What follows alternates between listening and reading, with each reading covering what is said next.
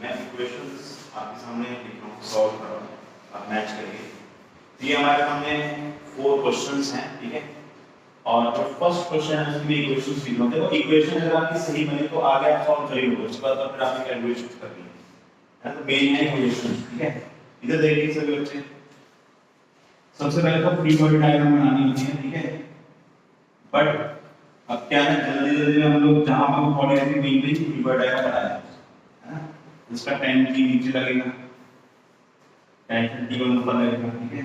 और ये वाला ब्लॉक हल्का ये भारी है, तो इधर भी ऐसे नीचे जाएगा एक्सेलरेशन, ये ऊपर जाएगा एक्सेलरेशन, ये इधर तीनों की एक्सेलरेशन सेम होगी, ये समझ में आ रहा है, स्ट्रिंग से कनेक्टेड ऐसा है।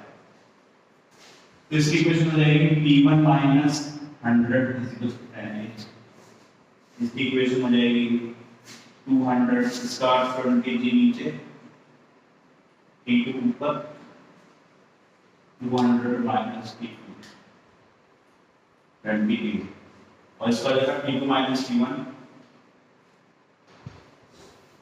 Equals to 5। अगर ध्यान से देखो, अगर आप इन तीनों इक्वेशंस को ऐड कर दो, t1 t2 कैंसिल हो जाएंगे, तो क्या हो जाएगा हमारे पास 200 माइनस 100, 200 हो जाएगा लेफ्ट साइड और राइट साइड पे 25 पे, एक्सेलरेशन होगा 4 मीटर पर सेकंड, एक्सेलरेशन आ गया अच्छा 35 हो गया, 35 तो 100 बाय 35 ये एक्सेलरेशन आ गया। अब एक्सेलरेशन आने के बाद इक्वेशन में से आप जैसे यहाँ पर एक वैल्यू पुट करो t बना जाएगा ना, एक की वैल्यू इसमें पुट कर दो t बना जाएगा, हो जाएगा। नेक्स्ट अब इस पे आता है, और जब भी आप क्या देखें इंक्लाइन प्लेन वाले क्वेश्चन होंगे और उसमें मोशन हो रहा है, तो आप याद रखिए आप इस डायरेक्शन में x एक्सिस मानना है, इस डायरेक्शन में y एक्सिस मानना है, राइट। क्यों मानना है? क्योंकि एक्सेलरेशन इस डायरेक्शन में है, इंटेंसिटी से ज्यादा होगी, ऐसे ज्यादा होगी, ये acceleration along the incline plane. तो अब जब हम इसकी इक्वेशंस लिखेंगे F net is equal to mass into acceleration, तो आप ये चीज याद रखिएगा, मैंने आपको रूल बताया था, जो इक्वेशंस x y डायरेक्शन में नहीं है उनके हमें कंपोनेंट करने होंगे। तो इसका जो tan g नीचे लग रहा होगा वो ना तो x में ना तो y में, तो आपको कंपोनेंट्स करने पड़ेंगे। ये वाला एंगल 37 डिग्री होगा, ठीक है। mg का एक कंपोनेंट हो गया mg, sorry tan g cos 37 क्या होगा, अरे क्रॉस मार दो tan g cos 37, ठीक है। और इस tan g का एक कंपोनेंट इधर भी आएगा tan g sin 37, ठीक है। एक नॉर्मल रिएक्शन ऊपर लगेगा, है ना। और फ्रिक्शन इस पर है नहीं, है ना, क्वेश्चन को लगे फ्रिक्शन लेस, फ्रिक्शन इसमें है नहीं। तो अच्छा इस डायरेक्शन में एक टेंशन फोर्स लगेगी, ठीक है। तो ये जो ब्लॉक है इसकी जो नेट फोर्स है वो कितनी होगी, tan g sin 37 minus t is equal to tan t। ये हमारा क्वेश्चन है। हालांकि इस क्वेश्चन में नॉर्मल रिएक्शन पूछा नहीं गया है, लेकिन कई बार हम नॉर्मल रिएक्शन पूछ लेते हैं, तो आप ये लिख सकते हो कि देखो इधर देखो मेरे नॉर्मल रिएक्शन इधर लग रहा है y डायरेक्शन में और नेगेटिव डायरेक्शन में ये लग रहा है। तो क्योंकि ब्लॉक इस डायरेक्शन में मूव नहीं कर रहा है, तो इसका मतलब ये वाली फोर्स उसको बैलेंस कर रही है, राइट। अगर ब्लॉक ऐसे जा रहा है इस डायरेक्शन में मूव नहीं कर रहा है, तो मतलब y डायरेक्शन में फोर्स बैलेंस होगी, ठीक है। तो जो n है वो किसको बैलेंस करेगा, tan cos 37। हालांकि इसमें नॉर्मल रिएक्शन पूछा नहीं है, बट फिर भी हम निकाल सकते हैं अगर पूछा जाए, ये आ गया। अच्छा अब इसकी क्या इक्वेशन लिखेंगे, देखो इसका 5g इधर आ गया, हो गया 5g cos 53 डिग्री, ये 53 डिग्री होगा,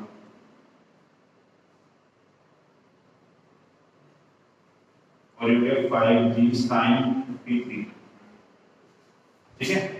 तो अब देखिए ये वाला जो ब्लॉक है इस डायरेक्शन में जा रहा है, इसकी इक्वेशन जो उसके अकॉर्डिंग लिखी जाएगी, इधर लिख देते हैं t minus 5g sin 53 is equal to 5a, ये वही इक्वेशन नंबर।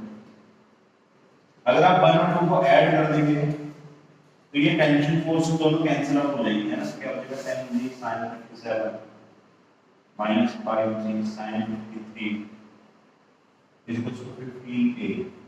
यहां से a की वैल्यू आ जाएगी, a आ जाएगा तो दोनों में से किसी को पुट कर दो, p आ जाएगा। सही है। हाँ जी, थर्ड वाला तक पहुंचे नहीं पहुंचे आना। चल पहले इतना नोट करो, इसको सॉल्व करने की जरूरत है, आंसर तो फटाफट सॉल्व करके इधर देखिए सॉल्व करते।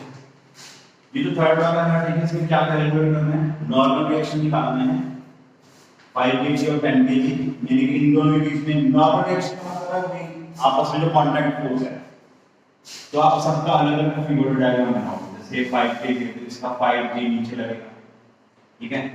और 10 kg 5 kg के साथ कांटेक्ट में, तो ये इसके ऊपर एक नॉर्मल रिएक्शन लगाया है, इसको N1 बोलते हैं, ठीक है। ये दोनों आपस में कांटेक्ट में, तो न्यूटन थर्ड लॉ के अकॉर्डिंग दोनों एक दूसरे पर इक्वल एंड अपोजिट लगाएंगे। तो अगर इसने इसके ऊपर N1 लगाया तो वो भी इसके ऊपर N1 भी लगाएगा, लेकिन नीचे लगाएगा, ठीक है। तो ये 5 kg का हो गया, 10 kg का क्या होगा, 10 kg के ऊपर से नॉर्मल रिएक्शन लग रहा है N1, एक इसका खुद का वेट होगा 10g, ठीक है। और एक नीचे से नॉर्मल रिएक्शन लग रहा होगा 20 kg का, उसको N2 बोल देते हैं। अब क्योंकि 20 kg में 10 kg पर लगाया तो 10 kg में 20 kg पर लगाया, इधर 20 kg का लिखना है, ये हो जाएगा N2। एक इसका हो जाएगा वेट which is 20g, और एक अर्थ सरफेस जो है वो भी ऊपर की तरफ फोर्स लगाएगी नॉर्मल रिएक्शन, इसको हम NE बोल देते हैं, नॉर्मल रिएक्शन टू अर्थ, ठीक है। तो कितने वेरिएबल होगा हमारे पास, 3, N1 N2 और NE, और 3 ही इक्वेशंस बनेंगी, ठीक है। जनरली आप ये आइडिया लेके चलिए, जितनी फ्री बॉडी डायग्राम होती है अप्रोक्सीमेटली उतनी ही इक्वेशन बनेगी। तो अप्रोक्सीमेटली अगर उतने ही वेरिएबल तो सॉल्व हो जाएगा, लेकिन अगर वेरिएबल ज्यादा है इक्वेशन कम है तो सॉल्व नहीं होगा, है ना। तो ये चीज ध्यान रखिएगा। तो N1 जो है वो 5g के बराबर होगा, मतलब 15 न्यूटन। इस इक्वेशन के अकॉर्डिंग N2 जो है वो N1 प्लस N2 के बराबर होगा, और NE जो है वो 20g या 200 भी लिख सकते हैं प्लस N2।